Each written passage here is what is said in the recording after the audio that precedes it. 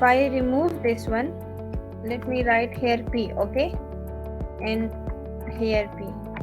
Now these both are in paragraph. Look at this. Now it's Now this is the difference. yes. Now you can see the difference, okay. So Because now this one is more black and it's white. yes. Now another thing is P. Let me write here strong, okay, and we'll see what is the difference between these two. Okay, I'm using the same text to show you the difference. Okay, Okay. it's same. It's same. So you can use bold, B, or strong. Okay. Okay. Okay. So this is what we have done. Now we will do.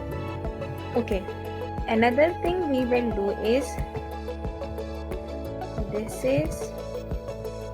Now I will write here del and normal. After del I will write text. Now we will see what is happening. Normal. On the normal there is a line. Mine.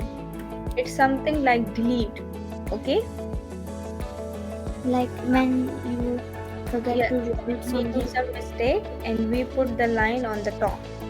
It's same like this. This is sometime like designing. Okay. Okay.